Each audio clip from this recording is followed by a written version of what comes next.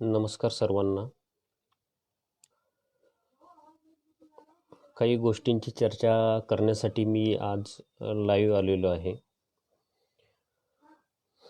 मागे आपण प्रायव्हेटायझेशन हा मुद्दा बघितला होता की ज्यामध्ये सरकार सर्व सरकारी कंपन्यांचे प्रायव्हेटायझेशन करून एक प्रकारे देशाला ज्या कंपन्या सरकारी PSUज स्थैर्यता मिळवून देत होत्या किंवा आर्थिक स्थैर्यता ज्याला आपण म्हणत होतो, त्या स्थैर्यता मिळवून देत होत्या त्या कंपन्यांना विकण्याचं काम नरेंद्र मोदी सरकारने केलेलं होतं.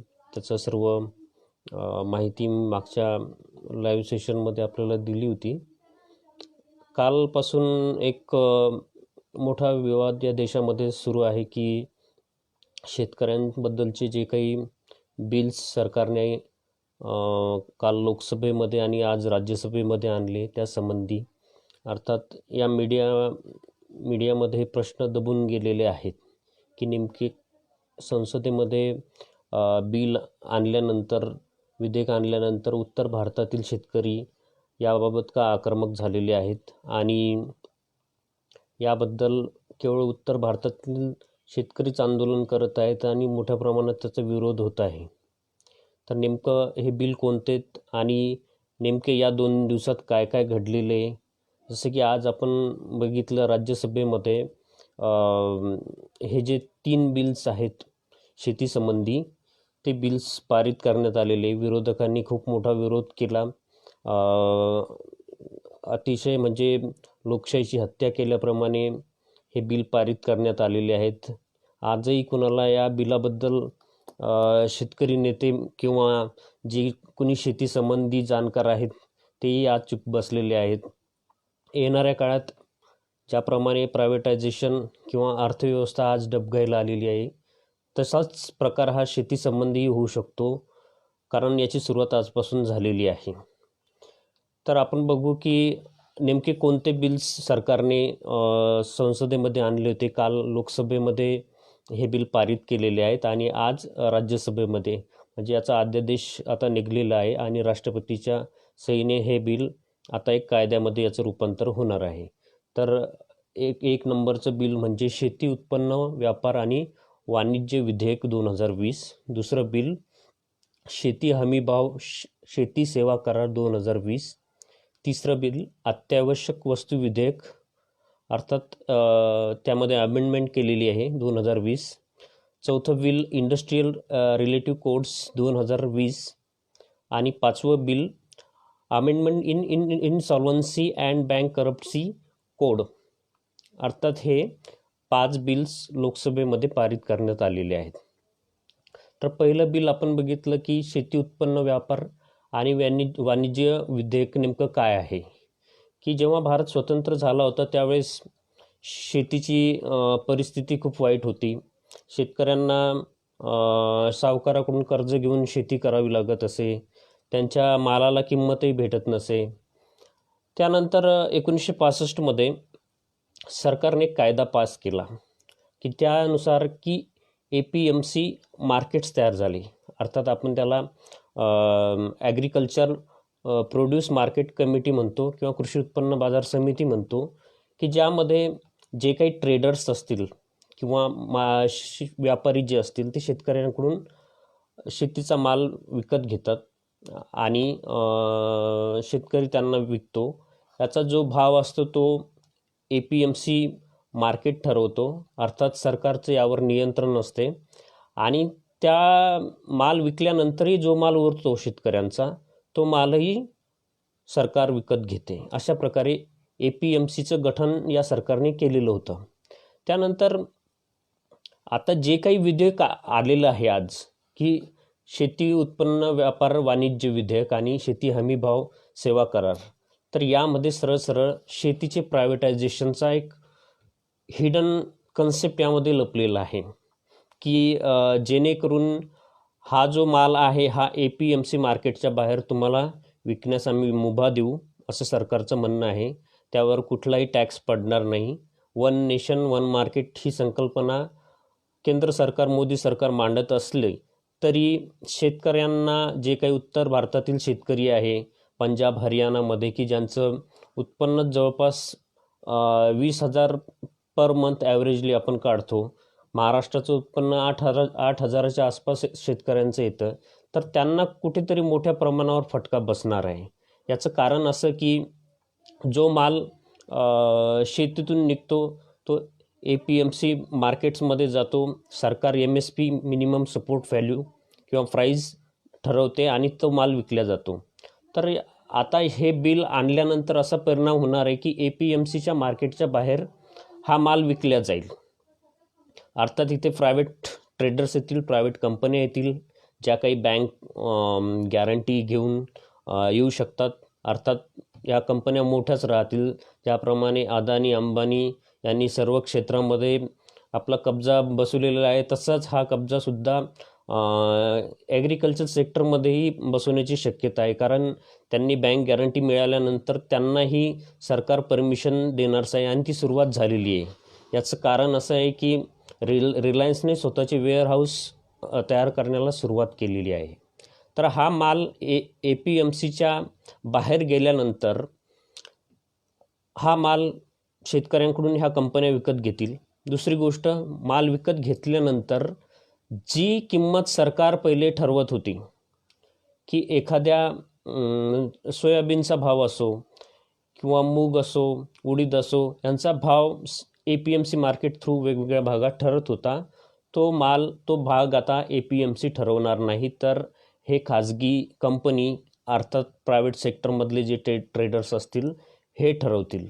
मग या वस्तूवर किंवा या मालावर कुठल्याही किमतीचं नियंत्रण राहणार नाही. जिथे सरकार APMCच्या मार्फत MSP जी ठरवत होती, ती इथे कुठेतरी याला फाटा मिळत आहे. अर्थात येणाऱ्या काळात APMC मार्केटचं महत्त्व, अर्थात APMC मार्केटच नष्ट होऊन जाईल. याचा अर्थ की ज्या प्रायव्हेट कंपन्याज आहेत किंवा प्रायव्हेट ट्रेडर्स आहेत, हे आपले वेअरहाऊस उघडतील, शेतकऱ्यांकडून कमी किमतीमध्ये माल घेऊन त्याचे स्टोरेज करतील. अर्थात इथे साठेबाजीलाही वाव मिळेल. स्टोरेज केल्यानंतर यांना ज्या किमतीमध्ये विकायचं आहे मोठ्या प्रमाणात, अर्थात आलू असेल 50 रुपये किलो, 100 रुपये किलो, जे काय असतील त्यांना त्या भावात विकता येईल. इथे शेतकऱ्यांना कुठेही फायदा राहणार नाही. म्हणून सर्वात मोठा विरोध हा उत्तर भारतातील जे काही शेतकरी सुज्ञ आहेत किंवा शेतकरी नेते आहेत, त्यांनी याची सुरुवात अगोदरच केलेली होती. त्यामुळे हा मोठ्या प्रमाणावर इथे विरोध होत आहे. दुसरी गोष्ट, या क्षेत्रामध्ये पुढे चालून मोनोपोली क्रिएट होण्याची शक्यता आहे. की जसं की आपण पाहिलं की सेक्टर्स, गव्हर्नमेंट सेक्टर्समधल्या बऱ्याचशा कंपन्या अदानी ग्रुप्सने आणि अंबानी ग्रुप्सने घेतलेल्या आहेत. तसंच या ॲग्रिकल्चर सेक्टर्समध्ये जो काही माल तयार होईल किंवा त्या मालावर आधारित जो उद्योग राहील, या कंपन्यांची मोनोपॉली राहील. म्हणजे शेतकऱ्यांकडून सोयाबीन घेण्यापासून तर त्याचे तेल किंवा त्याचे प्रोडक्ट्स बनवण्यापर्यंत इथे स्वतःची एक मोनोपॉली ह्या कंपन्या तयार करतील. त्यामुळे इथे मोठ्या प्रमाणावर शेतीचं प्रायव्हेटायझेशन्स होऊन इथे शेतकरी गुलाम बनवण्याचा हा प्रकार सुरू झालेला आहे. यामध्ये सर्वात जास्त मरण शेतमजूर आणि शेतकऱ्यांचं आहे. जे छोटे छोटे शेतकरी आहेत त्यांना जो भाव असेल त्या भावामध्ये तो माल विकावा लागेल. यामुळे फ्युचरमध्ये, भविष्य काळामध्ये शेतकऱ्यांच्या आत्महत्यांचे प्रमाणही वाढेल. नंतर तिसरं बिल जे आणलेलं आहे त्यांनी, की अत्यावश्यक वस्तू विधेयक, यामध्ये अमेंडमेंट केलेलं आहे. अत्यावश्यक वस्तू विधेयक यामध्ये त्यांनी काही सुधारणा केलेल्या आहे. की जसं की जे काही राशन्स ज्या ट्रेडर्स साठेबाजी करत आहेत किंवा सरकारचे जे काही गोडाऊन्स आहेत, की त्यांची एक सिस्टीम आहे की त्यामध्ये एक राशन दुकान, त्यांना तो माल पोहोचवणे. गरीब जे काही BPL धारक असतील किंवा रेशन कार्ड धारक असतील, त्यांनी तो ज्या काही अत्यावश्यक वस्तू असतील तर ते त्यांना त्यातून मिळत होत्या. पण या विधेयकामुळे असं झालेलं आहे की येणाऱ्या काळामध्ये राशन सिस्टीमही बंद करण्यात येईल. अर्थात एखाद्या कुटुंबाला तुमच्या अकाउंट्सला आम्ही 2,000 रुपये टाकू आणि तुम्ही त्या ज्या काही वेअरहाऊस आहेत किंवा ज्या काही प्रायव्हेट्स कंपन्या आहेत की त्यांनी शेतकऱ्यांकडून माल घेऊन आपल्या माल विकण्याचं ठरवलेलं आहे, तिथे तुम्हाला तो माल विकत भेटेल. याचा जो अर्थ आहे की इथे जवळपास भारतामध्ये 80 ते 90 करोड राशनधारक आहेत, तर त्यांना ॲटोमॅटिकली ग्राहक देण्याचं काम सरकारने केलेले आहे. म्हणजे येणाऱ्या काळामध्ये सर्व क्षेत्रांपासून जिथे हेल्थ असो, एज्युकेशन असो, हायर एज्युकेशन सरकार देत नाही आहे. हेल्थच्या सिस्टीम्स निवडक आहेत. हेल्थ सिस्टीम जे काही आरोग्य विषयक ज्या काही गोष्टी आहेत, आता कोरोना काळामध्ये त्यांनी जरी कोविड सेंटर्स वगैरे सुरू केले, पण प्रायव्हेट हॉस्पिटल्स मोठ्या प्रमाणात कमाई करत आहेत. त्यावर कोणाचं नियंत्रण नाही किंवा सरकारचं नियंत्रण नाही आहे. म्हणजे हेल्थ सेक्टर झालं, नंतर एज्युकेशन सेक्टर झालं. आता अत्यावश्यक वस्तू जे काही राशनच्या स्वरूपात लोकांना अन्न, पाणी ह्या मूलभूत गरजा होत्या. पाणी सिस्टीमही आता विकत आहे. या पाणी सिस्टीम पाण्यावरही सरकारचं नियंत्रण नाही आहे. म्हणजे जे काही ज्या काळात आपल्याला बिस्लेरी किंवा ह्या गोष्टी माहीत नव्हत्या, आता सरळ पाण्याचाही टँकर माफिया आता तयार झालेले आहेत. त्यामुळे इथे जे रेशन ग्राहक आहेत हे सरकारने ॲटोमॅटिकली या लोकांना ग्राहक म्हणून दिलेले आहेत. तर येणाऱ्या काळात सामान्य माणसाचं, गरीब लोकांचंही मरण यामुळे होणार आहे. शेतकरी यामध्ये भरडला जाणार आहे. तिसरी गोष्ट, मागे रिलायन्सने बिग बाजार ही जी कंपनी होती, ज्यामधून आपण काही वस्तू घेत होतो, लागणारे जे काही किराणा सामान किंवा इतर वस्तू आपण या बिग बाजारमधून घेत होतो. पण बिग बाजार ह्या गेल्या काही वर्षापासून अत्यंत कर्जाखाली डुबलेला होता. किशोर बियाणी त्याचे मालक, तर त्यांच्याकडून 24,713 करोडमध्ये अंबानीने बिग बाजार हा विकत घेतला. अर्थात बिग बाजार म्हणजेच त्याचे वेअरहाऊस, त्याच्या सर्व ज्या काही गोष्टी असतील त्या अंबानीने इथे विकत घेतलेल्या आहेत. तर याचा कुठे ना कुठेतरी इंटरकनेक्शन्स आपल्याला दिसतात की हे जे बिल पास होणं किंवा येणाऱ्या काळात प्रायव्हेट ट्रेडर्स उतरतील आणि ह्या वस्तू विकतील, तर इथे कुठेतरी आपल्याला यांचे अंबानी असो, अदानी असो, यांची इंटरलिंकेज मोदीबरोबर आहेच, हे तर सर्वांना माहितीच आहे. पण यांची जी पूर्वतयारी आहे ती यांनी अगोदरच करून ठेवलेली आहे. आता तुम्ही मोबाईल जरी ओपन केला तरी जिओ स्टोअर्स किंवा जिओ किराणा ह्या ॲड्स येत चालतात. तर अर्थात ही आता इथून या बिल पास होण्यापासूनची सुरुवात आहे की जी की अंबानी, अदानी यांना फायदा देणारी आहे. याला कुठेही विरोध झाला नाही. सर्व गोष्टी मीडियावाल्यांनी सर्वांनी जे काही मुद्दे असतात त्या मुद्द्यामध्ये दाबून ठेवलेले आहे की जिथे कंगना राणावत असो, रिया चक्रवर्ती, सुशांत सिंग, चीन युद्ध यामध्येच लोकांना गुंतून ठेवून हे जे महत्त्वाचे मुद्दे आहेत, तर हे महत्त्वाचे मुद्दे दाबून टाकून अतिशय क्रूरपणे लोकशाहीचा खून करून हे बिल पास करून घेतलेले आहे. कुठलीही चर्चा लोकसभेत होऊ दिलेली नाही.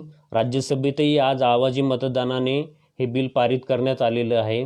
त्यामुळे यावर चर्चाच होऊ न देणे आणि बिल पास करून देऊन अतिशय प्रायव्हेट शक्तींच्या हातात ही जी काही व्यवस्था ही त्यांनी दिलेली आहे. नंतर चौथं बिल जे होतं इंडस्ट्रीज रिलेटिव्ह कोड्स, यामध्ये सुद्धा त्यांनी अमेंडमेंट केलेले आहे की ज्यामध्ये अशा ज्या कंपन्या आहेत की ज्या कंपन्यामध्ये 300 वर्कर्स आहेत किंवा 300 एम्प्लॉई आहे, तर या कंपन्यांना सरळ सूट दिलेली आहे की तुम्ही 300 जे वर्कर आहेत, तुमची संख्या 300 किंवा 300पेक्षा कमी अशा एम्प्लॉईंना तुम्ही केव्हाही कधीही रजेवर पाठवू शकता, कामावरून काढू शकता, फायर करू शकता. त्यामुळे या कंपन्यामध्ये काम करणाऱ्या जे काही एम्प्लॉईज आहे त्यांच्या जॉबची कुठलीही गॅरंटी आता उरलेली नाही. इथे त्यांचा एंड झालेला आहे. त्यामुळे तो कुठेही कोर्टामध्ये जाऊ शकणार नाही. त्या सरळ कंपनी व्यवस्थापनाविरुद्ध किंवा मॅनेजमेंट विरुद्ध तो कुठलाही आवाज देऊ शकणार नाही. त्यामुळे त्यांनी इंडस्ट्रीज रिलेटिव्ह कोड 2020मध्ये अमेंडमेंट करून जे काही भांडवलशाहीच्या बाजूने झुकणारं त्यांच्या अंबानी किंवा जे काही छोटे दुसरे उद्योजक आहेत त्यांना पोषक वातावरण निर्माण करण्यासाठी हे बिल पारित केलेलं आहे आणि सामान्य माणसाच्या पोटावर लाथ मारण्याचं काम केलेलं आहे. नंतर 5वं बिल म्हणजे अमेंडमेंट इन सॉल्व्हन्सी बँकरप्सी कोड. यामध्ये अमेंडमेंट केलेलं आहे की जे करून ज्या काही उद्योग किंवा ज्या काही कंपन्या बँकेकडून कर्ज घेत होत्या आणि ते कर्ज न फेडल्यास 90 दिवसात कुठेतरी गॅप राहिल्यानंतर त्यांना NPA घोषित करण्यात येत होतं, तर त्या NPAमध्ये यांचं नाव येऊ नये, त्यांना परत 1 वर्षाची सूट मिळावी, जेणेकरून ते दिवाळखोरीत घोषित होऊ नये. प्रायव्हेट कंपन्यांच्या हितांचं किंवा उद्योजकांच्या हिताचंच कुठेतरी साधलं जावं म्हणून त्यांनी या अमेंडमेंट इन सॉल्व्हन्सी अँड बँकरप्सी कोडमध्ये अमेंडमेंट करून त्यांना एक दिलासा दिलेला आहे. इथे कुठेतरी जवळपास देश आता संपण्याच्या मार्गावर आहे. ही साधी गोष्ट उरलेली नाही. प्रत्येकाने याचा कुठेतरी विचार करायला पाहिजे. ह्या ज्या गोष्टी होत आहेत ह्या देशाला डुबवणाऱ्या आहेत.